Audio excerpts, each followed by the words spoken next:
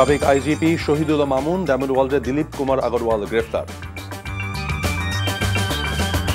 ডোনাল্ডুর আসন্ন ঢাকা সফরে র্যাবের নিষেধাজ্ঞা প্রত্যাহারের বিষয়ে আলোচনা হবে পররাষ্ট্র উপদেষ্টা।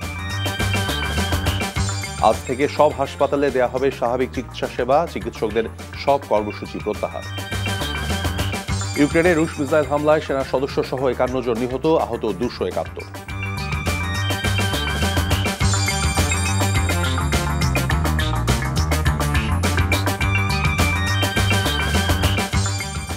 আসসালামু আলাইকুম, মির তৌফিক হোসেন স্বাগত জানাচ্ছি এনটিভির সকালের খবরে। ক্রাউন সিমেন্ট শিরোনাম দেখছিলেন, এবার বলছি পুরো খবর।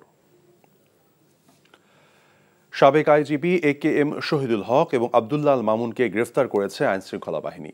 মঙ্গলবার রাতে তাদেরকে রাজধানী থেকে গ্রেফতার করা হয়েছে।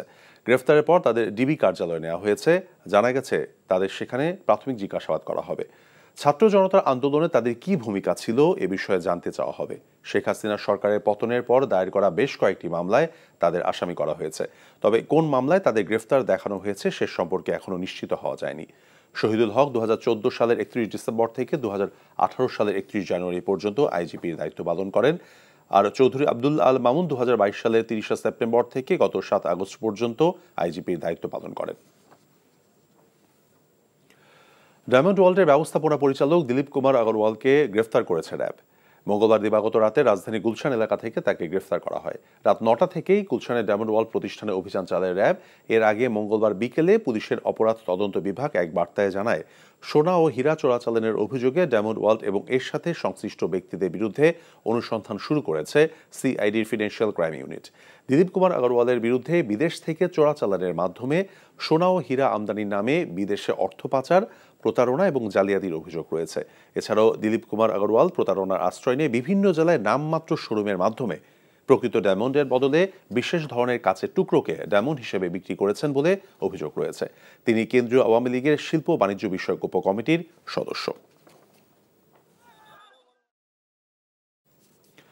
অন্তর্বর্তীকালীন সরকারের মেয়াদ কমপক্ষে ২ বছরের মতো হতে পারে, এমনটা জানিয়ে যৌক্তিক সময়ের মধ্যে সাংবিধানিক সংস্কারের পরামর্শ দিয়েছেন দেশের জাতীয় পত্রিকার সম্পাদকরা। মঙ্গলবার বৈঠক শেষে প্রধান উপদেষ্টা প্রেস সচিব শফিকুল আলম জানিয়েছেন, বৈষম্য বিরোধী ছাত্র আন্দোলনে একাত্মতা পোষণ করে এবং সংযুক্ত আরব আমিরাতে জেলে থাকা ৫৭ জন বাংলাদেশিকে ক্ষমা করেছে দেশটির সরকার।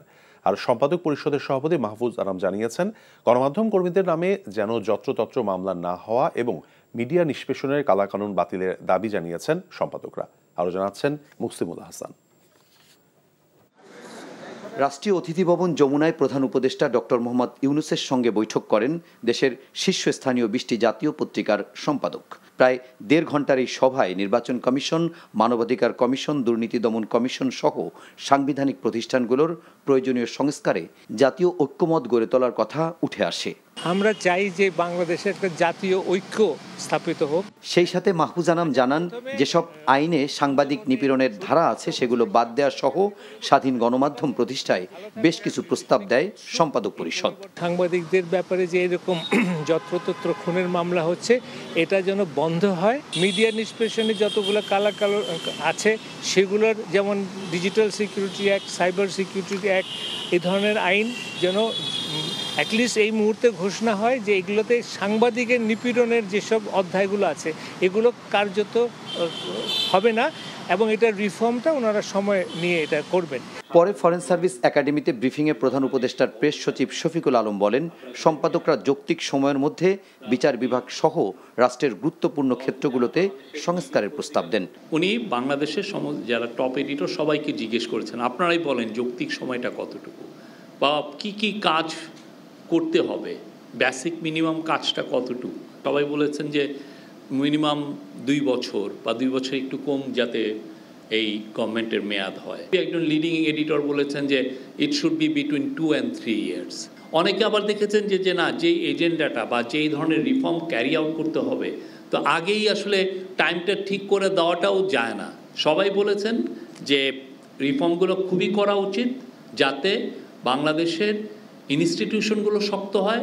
একই সঙ্গে তিনি জানান, প্রধান উপদেষ্টার অনুরোধে বৈষম্য বিরোধী ছাত্র আন্দোলনে একাত্মতা পোষণ করে সংযুক্ত আরব আমিরাতে কারাবরণ করা ৫৭ বাংলাদেশিকে ক্ষমা করেছেন দেশটির সরকার। আর তাই দেশটির প্রেসিডেন্টকে ধন্যবাদ জানিয়ে চিঠি দিয়েছেন doctor Mohammad Yunus. Muksimul Hasan, NTV news, Dhaka. দেশের সাম্প্রদায়িক সম্প্রীতি ধ্বংসের পুরনো খেলার পুনরাবৃত্তি হতে দেওয়া হবে না বলে জানিয়েছেন বিএনপির ভারপ্রাপ্ত চেয়ারম্যান তারেক রহমান। দেশব্যাপী ধারাবাহিক কর্মসূচির অংশ হিসেবে মঙ্গলবার চট্টগ্রাম ও বরিশাল বিভাগের তৃণমূল নেতাকর্মীদের সমাবেশে ভার্চুয়ালি যুক্ত হয়ে তিনি এসব কথা বলেন।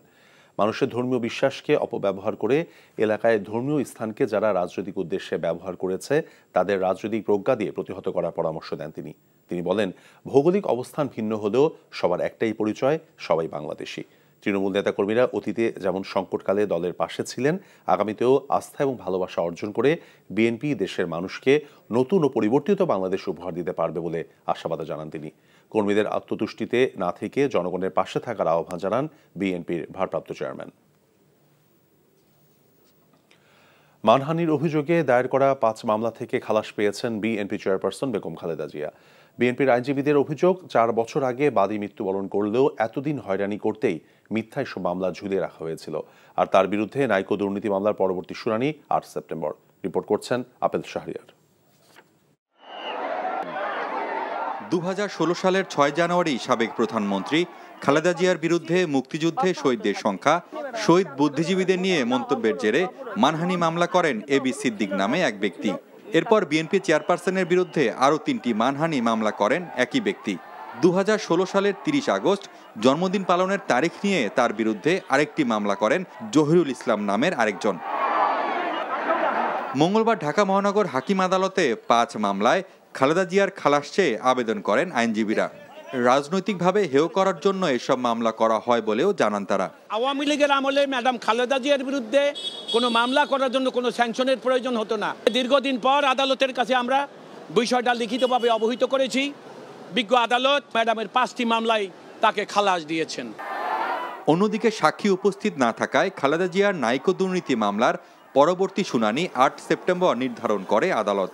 3 তারিখ যেহেতু সাক্ষী আসে নাই, সেহেতু আমরা বলেছি মামলাটি নাই, আমরা মামলাটি ক্লোজ চেয়েছিলাম, যে মামলার কার্যক্রম শেষ করার জন্য বলেছি কোর্টকে। 1/11 ফখরুদ্দিন মঈনুদ্দিন ও বিগত আওয়ামী লীগ সরকারের আমলে বিএনপি চেয়ারপারসন খালেদা জিয়ার বিরুদ্ধে মিথ্যা ও হয়রানিমূলক মামলা করা হয় বলে জানান তার আইনজীবীরা। Apel Shahriar, NTV news, Dhaka. আয়নাঘরে টানা 8 বছর পৃথিবীর আলো দেখতে পারেননি জামায়াতে ইসলামীর সাবেক আমির অধ্যাপক গোলাম আজমের ছেলে, বাধ্যতামূলক অবসরে পাঠানো ব্রিগেডিয়ার জেনারেল আবদুল্লাহিল আমান আজমি। প্রতি রাতেই ক্রসফায়ারের ভয় পেতেন তিনি। মৃত্যুর প্রহর গুনতে থাকা আজমির সঙ্গে করা হয়েছে ভয়াবহ দুর্ব্যবহারও। আয়নাঘর থেকে মুক্তির পর মঙ্গলবার জাতীয় প্রেস ক্লাবে ভার্চুয়াল সংবাদ সম্মেলনে লোমহর্ষক নিপীড়নের এমন বর্ণনা দেন তিনি। নূর হোসেনের রিপোর্ট।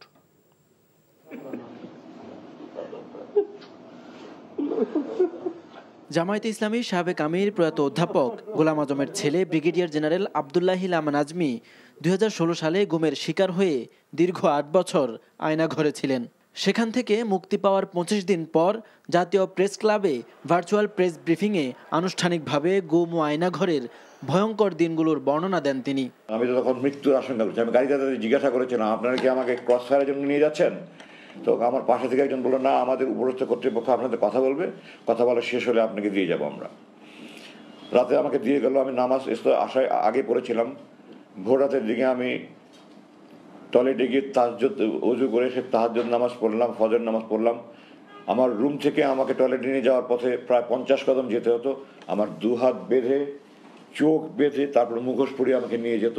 টয়লেটের ভিতরে গিয়ে খুলে দিত। বাইরে দিয়ে তারা স্টিলের দরজা বন্ধ করে তালা মেরে রাখতো। আমার কাজ শেষ হলে আমি নক করলে তারা দরজা খুলে এসে আবার চোখ বেঁধে, হাত বেঁধে, মুখোশ পরিয়ে নিয়ে আসতো।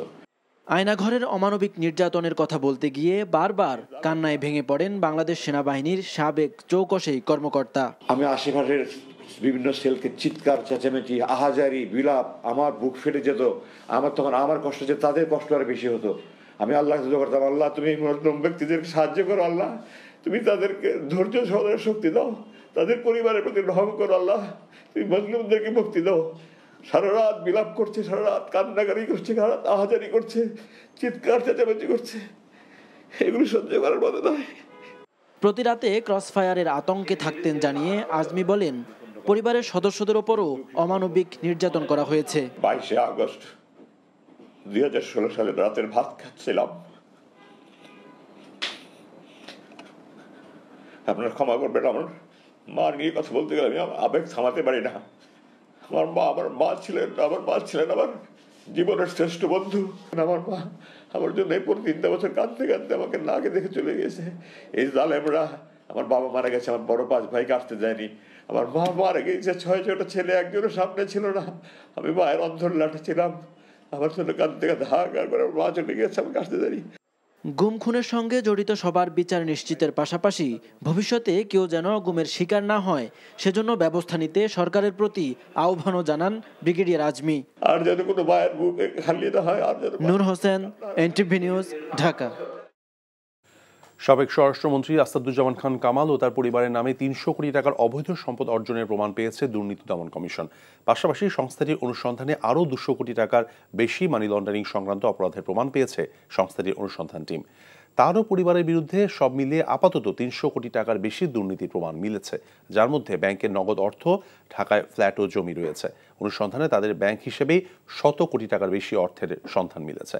আর দুর্নীতি এবং অনিয়মের অভিযোগে আসাদুজ্জামান কামাল, স্ত্রী লুৎফুল তাহমিনা খান, ছেলে শফি মোদাস্সের খান, মেয়ে সোফিয়া তাসনিম খান ও সহকারী একান্ত সচিব মনির হোসেনকে আসামি করে মামলার প্রস্তুতি চলছে। চলতি সপ্তাহের যে কোনো দিনই কমিশনের অনুমোদন ক্রমে মামলা করার কথা রয়েছে। রাজধানীর মোহাম্মদপুরে ট্রাক চালক সুজন হত্যা মামলায় জাসদ সভাপতি হাসানুল হক ইনুকে আরও 5 দিনের রিমান্ড মঞ্জুর করেছেন আদালত। মঙ্গলবার ঢাকা মেট্রোপলিটন ম্যাজিস্ট্রেট সাইফুর রহমানের আদালত তার রিমান্ড মঞ্জুর করেন। মামলার তদন্ত কর্মকর্তা ইনুকে মামলায় গ্রেফতার দেখানো সহ 10 দিনের রিমান্ড নিতে আবেদন করেন। বৈষম্য বিরোধী ছাত্র আন্দোলনে গত 20 জুলাই রাতে মোহাম্মদপুর থানাধীন বেড়িবাঁধ এলাকায় গাড়ি পার্কিং করতে গিয়ে গুলিবিদ্ধ হয়ে মারা যান ট্রাক চালক সুজন। এ ঘটনায় তার ভাই রফিকুল ইসলাম একটি হত্যা মামলা দায়ের করেন। এর আগে গত মঙ্গলবার নিউ মার্কেট এলাকায় ব্যবসায়ী আব্দুল ওয়াদুদকে গুলি করে হত্যার অভিযোগে করা মামলায় ইনুর 7 দিনের রিমান্ড মঞ্জুর করেছিলেন আদালত। মার্কিন যুক্তরাষ্ট্রের উপসহকারী পররাষ্ট্রমন্ত্রী ডোনাল্ড লুর আসন্ন ঢাকা সফরে র্যাবের উপর থেকে নিষেধাজ্ঞা প্রত্যাহারের বিষয় নিয়ে আলোচনা হবে বলে জানিয়েছেন পররাষ্ট্র উপদেষ্টা তৌহিদ হোসেন। মঙ্গলবার পররাষ্ট্র মন্ত্রণালয়ের সাংবাদিকদের প্রশ্নের জবাবে তিনি কথা জানান। মিয়ানমারের আভ্যন্তরীণ পরিস্থিতির কথা তুলে ধরে উপদেষ্টা বলেছেন, নতুন করে আর একজন রোহিঙ্গাকেও বাংলাদেশে ঢুকতে দেওয়া হবে না। ডোনাল্ড লুর সফরে বাংলাদেশের সঙ্গে যুক্তরাষ্ট্রের বিভিন্ন বিষয় নিয়ে আলোচনা হবে বলে জানান তৌহিদ হোসেন। 22 সেপ্টেম্বর প্রধান উপদেষ্টা নিউ ইয়র্ক যাত্রার আগে ডোনাল্ড লুর ঢাকা সফরে আসার কথা রয়েছে।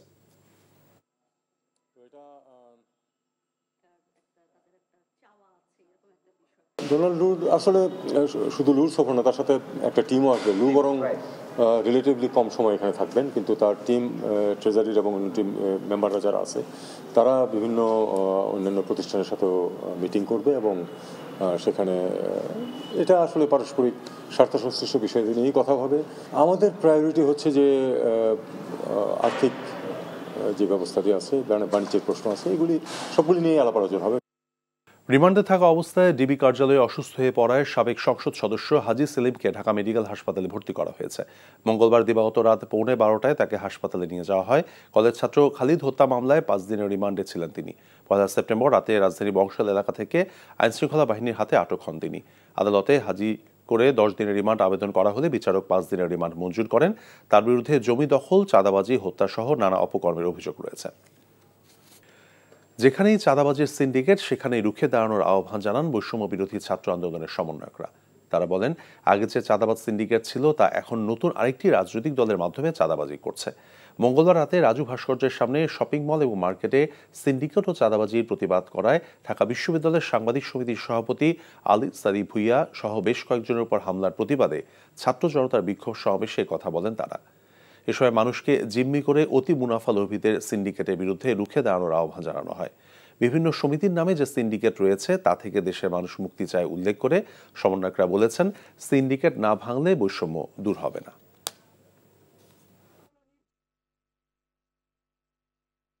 যারা সিন্ডিকেট রয়েছে, যারা আওয়ামী লীগের দালাল ছিল, তারা একটি ডিল করছে, ডিলটি হচ্ছে এতদিন তারা এই সিন্ডিকেটটি সামলাতো, এখন এই সিন্ডিকেটটি নতুন আরেকটি রাজনৈতিক দলের কিছু তথাকথিত নেতাকর্মীর হাতে তারা নেগোসিয়েশনের মাধ্যমে তুলে দিচ্ছে।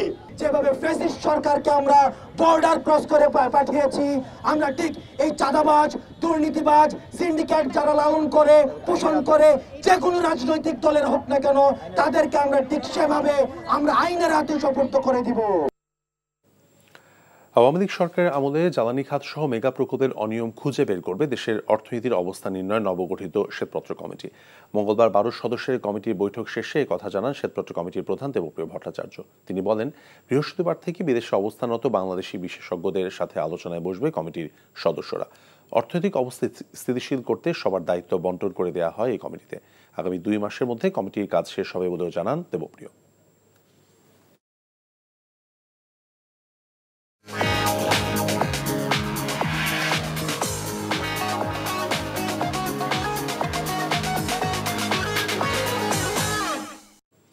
নগদ নিবেদিত অর্থনীতির খবর। তৈরি পোশাক খাতের কর্মীদের বকেয়া বেতন পরিশোধে মালিকদের 3,000 কোটি টাকা সফট লোন দেওয়ার সিদ্ধান্ত হয়েছে বলে জানিয়েছেন শ্রম উপদেষ্টা আসিফ আহমেদ সজীব ভুইয়া। মঙ্গলবার দুপুরে সচিবালয়ের ব্রিফিংয়ে তিনি কথা জানান। এই খাতে অস্থিরতা সৃষ্টি এবং বাজার দখলের চেষ্টা চলছে, তবে সরকার তা দমন করবে বলেও জানান তিনি। বকেয়া বেতন নিয়ে যেই বিক্ষোভ দেখা দিয়েছে শ্রমিকদের মধ্যে, আমরা ইতিমধ্যেই নির্দেশনা দিয়েছি খুব দ্রুত সময়ের মধ্যে যেন মালিকপক্ষ বকেয়া বেতন পরিশোধ করে তার জন্য সরকার যথাযথ ব্যবস্থা নেবে। বিগত আন্দোলনের সময়ে যারা ক্ষতিগ্রস্ত হয়েছে স্পেসিফিক তাদের জন্য অর্থ মন্ত্রণালয় থেকে ইতিমধ্যেই 3,000 কোটি টাকার একটা সফট লোন দেওয়ার সিদ্ধান্ত হয়েছে এবং আরও কিভাবে এটা বৃদ্ধি করা যায় সে বিষয়ে আলোচনা চলছে। সাবেক আইজিপি শহীদুল্লাহ মামুন রিমান্ডে, ডায়মন্ড ওয়ার্ল্ডের দিলীপ কুমার আগরওয়ালা গ্রেফতার। ডোনাল্ড লুর আসন্ন ঢাকা সফরে র্যাবে নিষেধাজ্ঞা প্রত্যাহারের বিষয়ে আলোচনা হবে পররাষ্ট্র উপদেষ্টা। আজ থেকে সব হাসপাতালে দেওয়া হবে স্বাভাবিক চিকিৎসা সেবা, চিকিৎসকদের সব কর্মসূচি প্রত্যাহার। ইউক্রেনে রুশ মিসাইল হামলায় সেনা সদস্য সহ 51 জন নিহত, আহত 271। এই ছিল সকালের খবরে। এই খবরের ভিডিও সহ আপডেট জানতে ভিজিট করুন এনটিভি অনলাইন www.ntvbd.com। এছাড়াও এনটিভির জনপ্রিয় সব অনুষ্ঠান এবং খবরের আপডেট জানতে ভিজিট করুন আমাদের ইউটিউব এবং ভেরিফাইড ফেসবুক পেজ। ধন্যবাদ সবাইকে।